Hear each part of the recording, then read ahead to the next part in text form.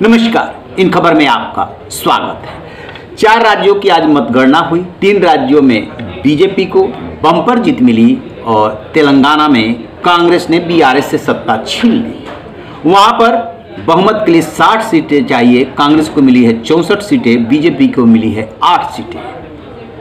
BJP कोई बहुत बड़ा वहां पे स्टेक होल्डर नहीं बन पाई है, लेकिन जो उसने वोट हासिल किया है वो 14% हासिल किया है, 8 सीटें मिली है।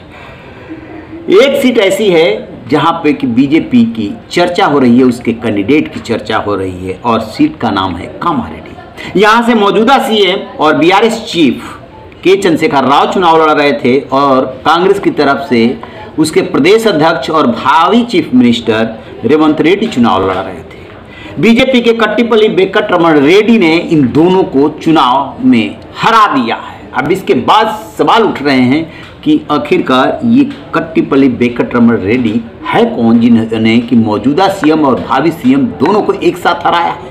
ये बात अलग है कि गजवेल से के चंद्रशेखर राव और कोंडगल से रेवंत रेड्डी चुनाव जीत गए हैं। ये दोनों यानी कि मौजूदा सीएम और भावी सीएम ने 2 सीटों से चुनाव लड़ा था, 1 सीट से दोनों चुनाव हार गए हैं। बीजेपी के कैंडिडेट कट्टीपल्ली ने उन्हें हराया है और एक अलग अलग सीटों से दोनों चुनाव जीत गए हैं।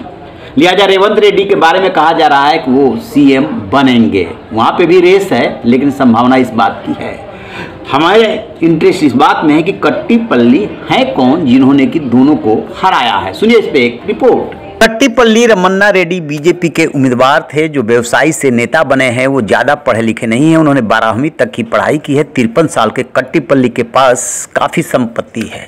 चुनावी हलफनामे के अनुसार उनकी कुल घोषित संपत्ति लगभग 50 करोड़ रुपए है। कट्टीपल्ली पर 58.3 लाख रुपए की निंदारी है। उनके खिलाफ 11 आपराधिक मामले दर्ज है।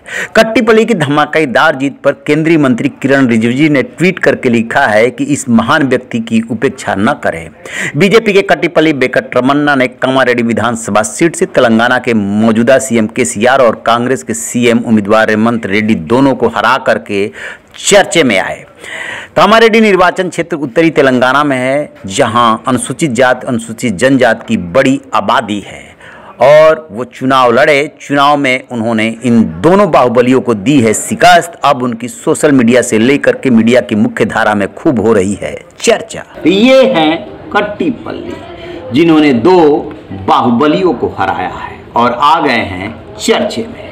रहिए खबर देखते रहिए इन खबर। Thank you.